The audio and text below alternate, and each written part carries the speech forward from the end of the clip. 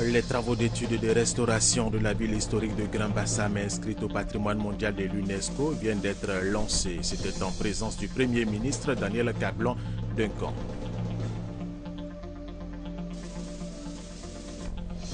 Le gouvernement ivoirien et la coopération française ont signé un avenant au contrat désendettement, développement et une convention pour mettre en place un programme d'urgence à caractère social.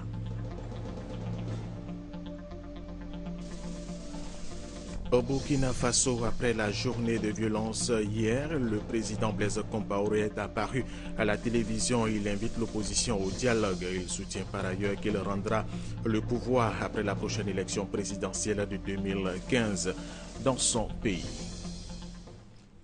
Mesdames et messieurs, bienvenue et merci de regarder RTI 1.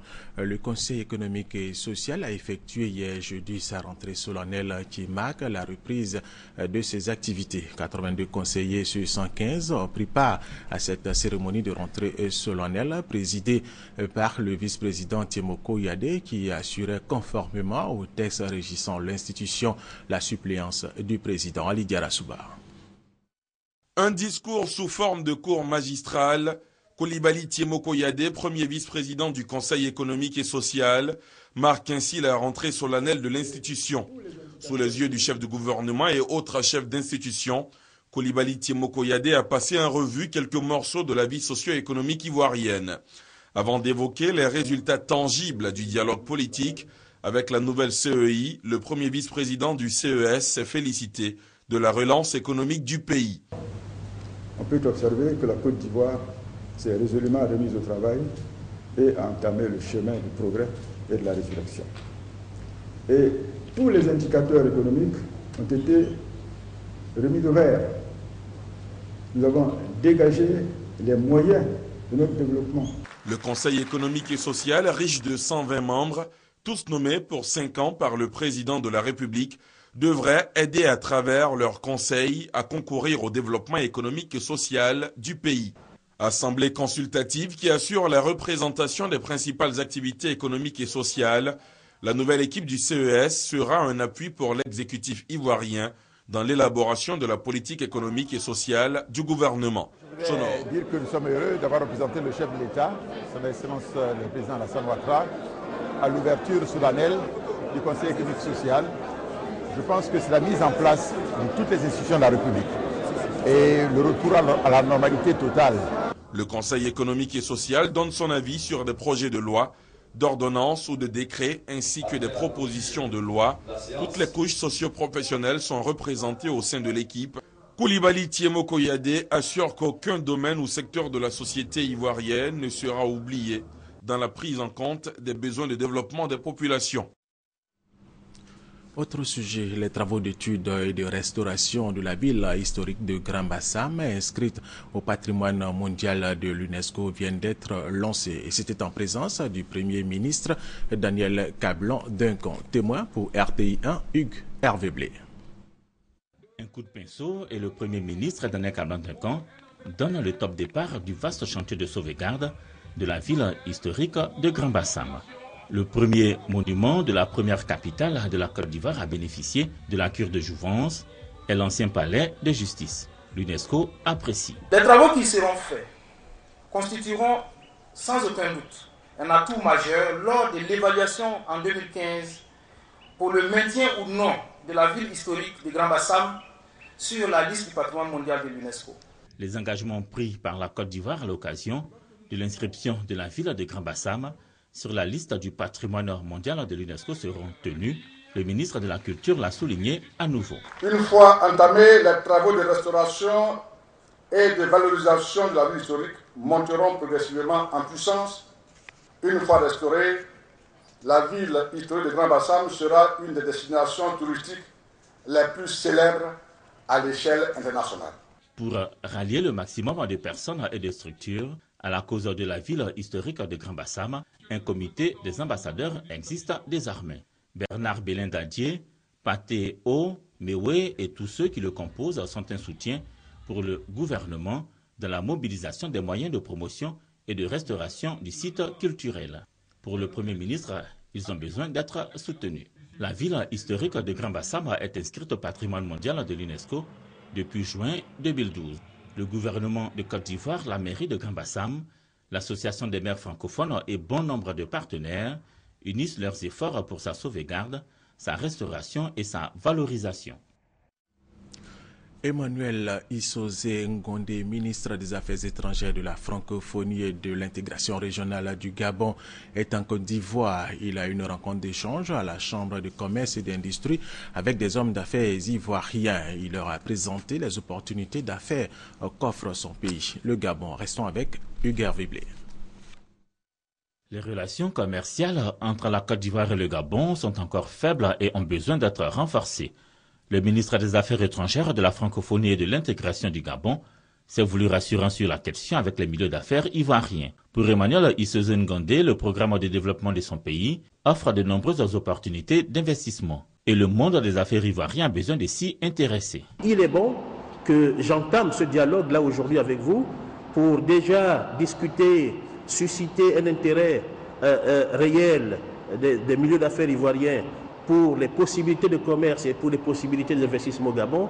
Et au-delà de ce dialogue, je souhaite vivement que des contacts soient noués entre les hommes d'affaires de Côte d'Ivoire et les hommes d'affaires du Gabon pour concrétiser les idées que nous allons développer. Pionnière des entreprises ivoiriennes installées au Gabon, le Bureau national d'études techniques et de développement, le BNED, tout comme l'ensemble des participants à cette rencontre, souhaitent une nouvelle dynamique dans les relations entre la Côte d'Ivoire et le Gabon. C'est un pays qui a beaucoup de ressources et qui a un gros potentiel et qui a un programme aussi titanesque de développement et de mise en valeur du territoire. Donc c'est une excellente destination. Le volume cumulé des échanges entre le Gabon et la Côte d'Ivoire s'élève à 81,896 milliards de francs CFA pour la période 2008-2013. De ce fait, et pour le ministre gabonais des Affaires étrangères, les échanges commerciaux entre les deux pays présentent une marge de progression élevée.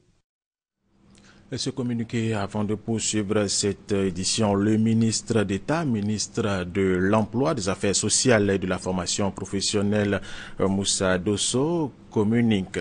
Le samedi 1er novembre 2014, fête de la Toussaint est déclarée jour férié et chômé sur toute l'étendue du territoire national. Le gouvernement ivoirien et la coopération française ont signé un avenant, un contrat de désendettement pour le développement et une convention pour mettre en place un programme d'urgence à caractère social. Au niveau de la convention, il s'agit du plan de la préparation et de la réponse contre l'épidémie de la maladie à virus Ebola. Le volet social, lui, portera sur le financement complémentaire d'un projet d'eau à Sangon. Noël Niagno. Signature d'un avenant d'abord, puis d'une convention ensuite entre la Côte d'Ivoire et la France sous la présidence du Premier ministre Daniel Comblan-Duncan pour une finalité réallouer les montants non engagés à ce jour du contrat désendettement développement CEDD. 3 programmes prioritaires du gouvernement vont être ainsi financés. Il s'agit du financement complémentaire du projet d'eau de Sangon, 10 milliards, un appui budgétaire ciblé de l'ordre de 33 milliards de francs CFA pour l'exercice 2014. Enfin, le plan de préparation et de réponse contre l'épidémie de la maladie à virus Ebola. Objet de la signature de la Convention. Un financement aux objectifs précis. Anticiper l'apparition de cas par l'information, la sensibilisation et la formation des agents de santé et des relais communautaires. Le deuxième objectif est d'anticiper sur les aspects logistiques pour le traitement des cas suspects en mettant à disposition des divers intervenants, aussi bien sur le terrain que dans la capitale économique, Abidjan, du matériel de protection, des médicaments, des équipements pour les centres d'isolement, etc. Enfin, le troisième objectif est d'anticiper la confirmation de cas suspects éventuels en appuyant l'Institut Pasteur de Côte d'Ivoire.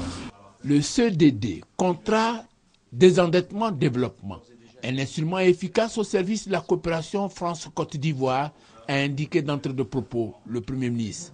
Traduction de cet état de fait, le transfert de fonds non encore alloués à la résolution d'une situation d'urgence. L'objectif visé est d'éviter de thésauriser les ressources, alors que des besoins pressants existent dans d'autres domaines. Les projets objets du report au deuxième CEDD sont le projet d'aménagement des quartiers restructurés d'Abidjan, 25 milliards 9, le projet d'appui à la relance des filières agricoles de Côte d'Ivoire, 21 milliards 4, et le projet de développement des communes, 1 milliard de francs CFA. L'organisation internationale IRC a fait don d'un important lot de kits de prévention aux structures sanitaires de la zone frontalière dans l'ouest de la Côte d'Ivoire. Ce don, composé d'équipements de protection contre la maladie Ebola, a été évalué à plus de 20 millions de francs CFA. La remise officielle a eu lieu à la préfecture de Mans. Chantal Léaumont à Kandan. Ce geste, posé par l'Organisation internationale Rescue Committee, IRC, est composé de 222 dispositifs de lave-mains, près de 3000 gels hydroalcooliques, 1028 pots de javel, 400 000 gants et 20 000 bavettes. Ce kit de prévention de lutte contre la fièvre hémorragique à virus Ebola est destiné à 145 structures de santé des régions du Tonkwi, du Guémon et du Cavali. Nous faisons ce que nous pouvons, n'est-ce pas, pour protéger, n'est-ce pas, la population avec l'aide du gouvernement français et du gouvernement ivoirien à travers le contrat de désendettement, le CDD, et à travers, n'est-ce pas, la cellule ECO en Côte d'Ivoire. Nous avons pu avoir, n'est-ce pas, quelques moyens, n'est-ce pas, pour préfinancer, n'est-ce pas, l'obtention, n'est-ce pas, de ce matériel. Grâce aux soins de IRC, un centre d'isolement tout équipé a été également installé au sein du CHR de Mans. Ces équipements de protection viennent en renfort au plan d'action opérationnel de la région Ouest, en vue de mieux riposter contre le virus Ebola. La seule arme efficace pour l'heure reste la prévention. Les actions de IRC rentrent dans le cadre du projet de renforcement du système de santé de l'Ouest, un projet qui bénéficie du financement du contrat de désendettement et de développement C2D et l'appui de la Commission européenne chargée des affaires humanitaires et la protection civile. Toujours par rapport au virus Ebola, les autorités sanitaires et les ONG luttant contre le virus Ebola en Afrique de l'Ouest ont appelé hier jeudi à ne pas relâcher la mobilisation internationale contre l'épidémie malgré la décrue du nombre de nouveaux cas enregistrés au Libéria, pays le plus touché par l'épidémie. Tout à fait autre chose, plus de 60% des ex-combattants sur les 74 000 recensés par l'autorité pour le désarmement, la démobilisation et l'intégration ADDR ont été réinsérés. La structure prévoit organiser un séminaire international sur le désarmement les 4, 5 et 6 novembre prochains à Abidjan et à Bouaké pour mener à bien sa mission. La précision avec Francis Boifo. Sur les 74 000 ex-combattants recensés par l'autorité pour le désarmement, la démobilisation et la réintégration des ex-combattants ADDR, plus de 44 000, soit 60% ont été réinsérés. 2 ans après le démarrage de ces activités, les autorités de l'ADDR veulent faire un bilan. Elles organisent les 4, 5 et 6 novembre prochains un séminaire international sur le désarmement à Abidjan et Bouaké. Nous avons invité d'ailleurs des experts qui viendront de New York, des experts africains, des généraux qui viendront, qui ont conduit des processus de DDR par ailleurs, faire des recommandations afin que nous puissions avancer et que nous puissions conduire un DDR qui soit exemplaire. Le secrétariat des Nations Unies en Côte d'Ivoire apprécie le mécanisme de désarmement, de démobilisation et de réintégration des ex-combattants. C'est un pays qui a innové en matière de DDR et il était important qu'on puisse donc s'inspirer un peu de ce que fait la Côte d'Ivoire en matière de DDR. Au-delà de ça, le partage de connaissances est, disons, un aspect sur lequel nous travaillons, de manière donc à partager avec les autres pays l'expérience qui a été donc acquise en Côte d'Ivoire.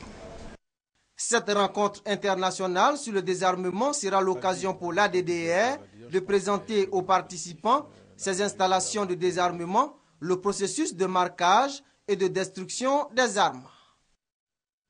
La deuxième session des stagiaires de la formation militaire commune de base de l'école des faunes et des aires protégées de Boisflé a effectué sa sortie officielle. La promotion est baptisée Ahmed Bakayoko, ministre d'État, ministre de l'Intérieur et de la Sécurité. Kwadjo Kwame, RTI Bouaké. Ce sont 80 agents techniques des eaux et forêts, tout emploi et grades confondus, qui composent la deuxième session de stagiaires de la formation militaire commune de base qui effectuent leur sortie. Ces agents ont pour mission la surveillance et le contrôle du patrimoine forestier, la gestion durable des forêts, l'amélioration du cadre de vie et de la préservation de l'environnement, la gestion durable et la protection des ressources en eau, la protection de la faune et de la flore, l'aménagement et la gestion des aires protégées. Mission à la fois exaltante et délicate qui requiert une formation rigoureuse. Formation axée sur le combat sans armes, les ordres serrés, la transmission, le tir, la topographie, le secourisme. Ces agents ont choisi un chemin dans la vie, mais également un modèle à suivre. Cette promotion s'appellera promotion Ahmed Bakayoko et le parrain, le ministre d'État, ministre de l'Intérieur et de la Sécurité. Pilier indispensable de la protection des ressources naturelles à conserver pour les futures générations, le colonel Amani Deni a invité la promotion sortante à la loyauté et à l'intégrité, à l'image de leur parrain. De parrainer cette nouvelle cérémonie, le ministre démontre l'intérêt tout particulier qu'il accorde à la formation, à la protection des ressources naturelles, le sang, la forêt, la faune et les ressources en eau. Quelles que soient les missions à vous confier, ayez en permanence et pour boussole le souci d'impacter votre environnement, de faire honneur à votre parrain et à votre promotion et ensuite à votre pays tout entier. Après le baptême de la promotion, le défilé pour clore la cérémonie. Une délégation de l'association des producteurs de caoutchouc naturel a échangé avec ses membres de la région du Haut-Sassandra. Il s'agissait pour cette structure de sensibiliser les producteurs d'EVA à adhérer à l'opération, une parcelle d'EVA, un certificat foncier. Kwasi Mamadou. L'objectif de la tournée, convaincre les 130 000 planteurs d'EVA de Côte d'Ivoire à adhérer à l'opération Une parcelle d'EVA, un certificat foncier. Une opération initiée par le ministère de l'Agriculture. Une délégation du bureau exécutif de la PROMAC, Association des producteurs de caoutchouc naturel de Côte d'Ivoire, a échangé avec les producteurs de la région du Haut-Sassandra dans la ville de Daloa. Il s'agissait pour le premier vice-président de la PROMAC, Onès Ouadja, et à son équipe d'expliquer le processus d'obtention du certificat foncier. Ils leur ont expliqué que l'État de Côte d'Ivoire, pour encourager les producteurs à adhérer à ce projet, a pris des mesures atténuantes. Au lieu de 700 000 francs CFA, le producteur d'EVA payera désormais la somme de 260 000 francs CFA pour un certificat foncier d'une superficie de 5 hectares. Message bien perçu par les producteurs de caoutchouc de la région du Haut-Sassandra, qui se sont engagés à être en phase avec la loi sur le foncier rural. Après Daloa, la PROMAC mettra le cap sur d'autres localités de la Côte d'Ivoire pour échanger avec les producteurs d'EVA. Les chefs d'établissement scolaire et de circonscription du département de Soubré viennent d'être formés sur l'élaboration de la matrice d'action. Cette formation leur permettra de mieux gérer les structures éducatives et d'améliorer les résultats scolaires, nous dit Honorine Kakou Anigori. Aboutir à de meilleurs résultats scolaires dans un environnement sain. Tel est l'objectif de l'opération nationale d'hygiène et de salubrité en milieu scolaire, initiée par le ministère de l'Éducation nationale et de l'enseignement technique. Dans le cadre de cette opération, une délégation de la direction de la vie scolaire DVS, conduite par son directeur Georges Kwaku Efimra, a séjourné dans la région de la Nawa pour appuyer la tenue de ces activités. Elles s'inscrivent dans le cadre du projet d'hygiène d'appui à l'éducation de base en sa sous-composante promotion de la santé et de la nutrition en milieu scolaire. Pour cette expérience financée par la Banque mondiale à travers l'UNICEF, 4 régions ont été retenues, dont la Nawa. Le président de la cérémonie, le préfet des Guéyo, Fami Kwame, s'est réjoui de la mobilisation de tous autour de l'hygiène et de la salubrité pour non seulement améliorer l'environnement de l'école, mais aussi et surtout prévenir la fièvre à virus Ebola. Les clubs UNESCO veulent réussir leur rentrée scolaire 2014-2015. Spécialisés dans les cours du soir, ces clubs se sont réunis pour échanger sur la stratégie à adopter pour la réussite de cette année scolaire. Eric Goré, Serge Gongomé, pardon. L'amélioration des résultats scolaires et l'alphabétisation sont les sujets abordés au cours de cette rencontre de la Fédération des associations, centres et clubs UNESCO de Côte d'Ivoire. De 35% en 1990, le taux d'analphabète s'élève aujourd'hui à 51%. Selon le président de la fédération, l'alphabétisation est un élément clé dans le développement d'un pays. Nous voulons être un pays émergent en 2020. Et on sait que sans alphabétisation totale, ça serait difficile pour nous de prétendre à cela. Et donc je pense que les autorités doivent mettre plus d'accent sur l'alphabétisation pour qu'au sortir de là, on puisse atteindre vraiment l'émergence. Des pionniers des clubs UNESCO ont été distingués pour le travail abattu depuis plusieurs décennies. Ils se disent fiers de cette marque de reconnaissance. J'ai fait un parcours assez intéressant depuis 1975. Donc l'UNESCO, c'est notre maison. Nous ne pouvons pas la quitter et nous sommes avec l'UNESCO en tout lieu, en tout temps. Ajoutons que les clubs UNESCO existent sur toute l'étendue du territoire. La Fédération ivoirienne des associations, centres et clubs UNESCO a été créée en novembre 1975. Un commentaire de Serge Gongomé. Restons dans le domaine de l'éducation. Le conseil régional du Hambol a construit 3 nouvelles classes à Touboka, village du département de Katiula, et a offert 225 tables bancs aux établissements scolaires de Dabakala. Coût global des investissements, plus de 25 millions de francs CFA. Kwadjokwame, RTI Boaké. Les populations de Tumboka, village situé à 12 km de Katiula, sont dans la joie. En effet, les écoliers de cette localité ne prendront plus les cours sous les paillotes de fortune. Créée en 2008 avec 3 classes, l'école primaire publique de Tumboka est d'un effectif global de 237 écoliers, dont 105 filles. Après 6 années d'existence, l'école a de réels besoins. Absence de cantine, de latrines, de tables-bancs. Le problème des salles de classe est une réelle préoccupation pour le corps enseignant. L'insuffisance de salles de classe vient d'être comblée par le conseil régional du Hambol avec la construction de 3 nouvelles salles. Avant la remise des clés de ce nouveau bâtiment, le conseil régional du Hambol a fait un don de 225 tables-bancs aux établissements scolaires de Dabakala. Des actions qui, selon le président du dit conseil, visent à améliorer les conditions de travail des enseignants dans l'objectif d'améliorer les résultats scolaires à Tumboka. L'école est un facteur d'éducation. Les besoins sont énormes dans notre région. Le conseil régional fait de son mieux pour contribuer à l'émergence de l'école dans notre région. Nous allons faire la même chose dans le département de Katiula et de Niakara. Des réalisations appréciées à juste titre par les animateurs du système éducatif de la région. Le coût global de ces investissements du conseil régional du Hambol en faveur de l'école est de 25 millions de francs CFA. Les meilleurs élèves des écoles primaires du canton de Badamassi dans le département de Béoumé viennent d'être récompensés. Ils ont reçu des kits scolaires. Eugène Toubé. 7 écoles primaires issues des 11 villages qui composent le canton Badamassi ont été associées aux journées de l'excellence organisées à Borébo. Au total, 210 élèves primés avec comme récompense individuelle un kit scolaire composé d'un cartable, des cahiers, des stylos, des crayons et diverses autres fournitures pour élèves du primaire.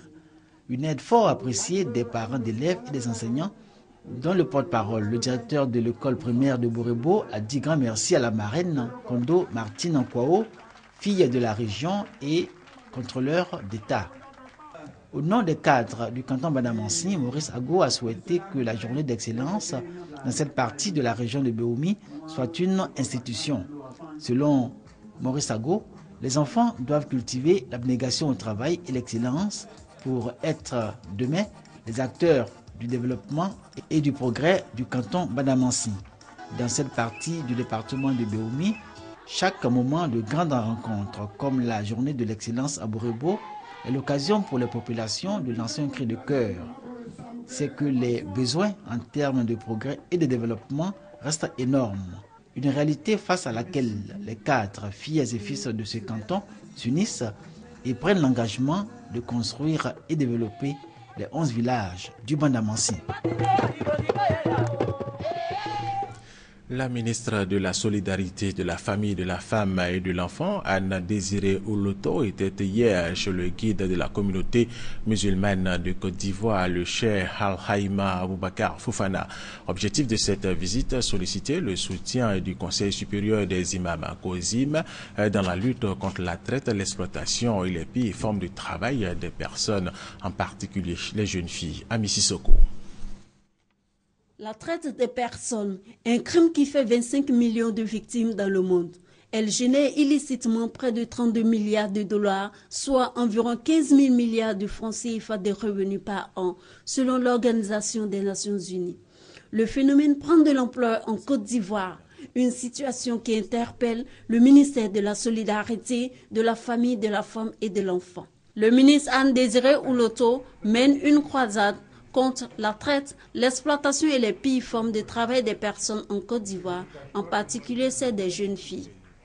Pour un résultat efficient, elle associe les guides religieux à sa cause. Il s'agit pour nous de mobiliser toutes les forces vives de la nation. Et nous avons décidé d'entreprendre des rencontres avec nos guides religieux, qui sont de grands leaders d'opinion.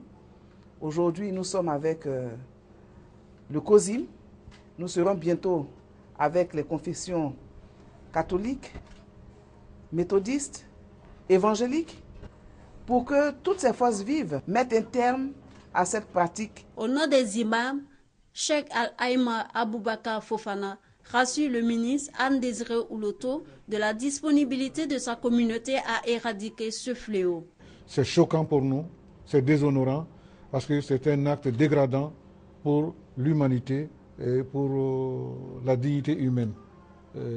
C'est pourquoi que nous allons aussi nous mobiliser et mobiliser nos forces dans les mosquées et un peu partout. Sur la question spécifique à la traite, à l'exploitation et aux pires formes de travail des personnes, la Côte d'Ivoire n'a pas encore de législation. En attendant, les moyens de lutte restent la sensibilisation et la dénonciation des personnes qui s'adonnent à cette pratique. Ces dernières années, la région du Tonkbi a enregistré un taux élevé lié aux violences sexuelles. Depuis quelques semaines, l'organisation internationale IRC mène une campagne de proximité pour sensibiliser les populations à lutter contre ce phénomène. Il y a quelques jours, 200 jeunes filles du département de Danané ont été faites ambassadrices de lutte contre ce fléau. Kwasi Mamadou. Plus de 2000 filles victimes de violences sexuelles enregistrées ces 3 dernières années dans la région du Tonkbi. Face à cette situation, l'organisation internationale IRC engage le combat en outillant les jeunes filles à mieux défendre leurs droits. Ces filles, au nombre de 38, ont été présentées lors d'une journée de sensibilisation dans le département de Danané. Après avoir été formées 2 mois durant, elles auront pour mission désormais de défendre les intérêts de la jeune fille.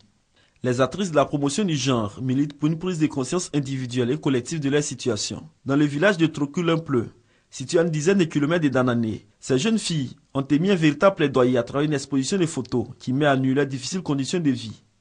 10 autres femmes du village ont été formées dans des cours d'alphabétisation pour assurer leur autonomie. Il est rare au village ici de voir des parents enseigner leurs enfants. J'encourage tous les parents à suivre les enfants pour qu'ils deviennent de grandes personnalités. Dans la ville de Danané, 180 cas de violence ont été enregistrés, dont 80 cas de viol sur les jeunes filles. Le projet baptisé Global Crescendo concerne les filles âgées de 10 à 14 ans et est exécuté par l'organisation internationale IRC, qui veut aider la Côte d'Ivoire à se débarrasser de tout type de violence.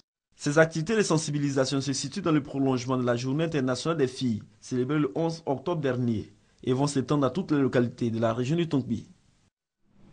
14e édition de la fête de l'Igname dans la localité de Prigro, dans la région de Elif, où nous en parlons maintenant. C'est le village de Kofi à Moncro qui a abrité cette fête qui a vu la participation de plusieurs invités. Thérèse Yoboué.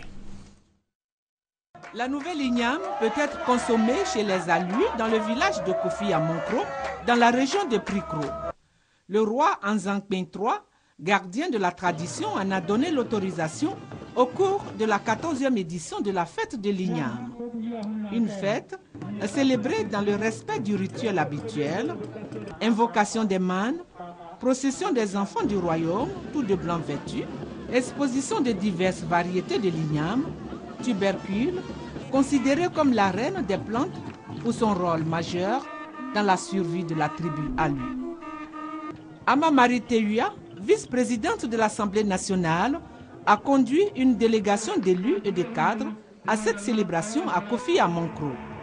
Elle a saisi l'occasion pour inviter les populations à l'union et à la solidarité entre elles et autour de leur roi, afin de continuer à vivre dans la paix et dans le respect des us et coutumes qui fondent leur univers social. Pour sa part, Nana Anzangpin III, roi des Alus depuis 14 ans, a salué l'action de la vice-présidente en faveur de la chefferie, principalement son implication dans le règlement des litiges que connaît le Morono.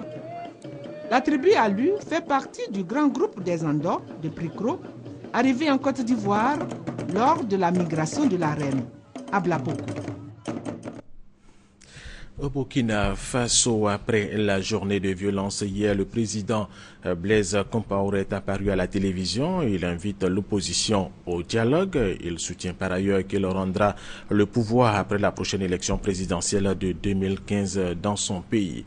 Et il faut noter également qu'il adoucit l'Assemblée, dissout l'Assemblée nationale et le gouvernement. Rappelons toutefois que la situation reste confuse dans ce pays, le Burkina Faso. Et c'est la fin de cette édition.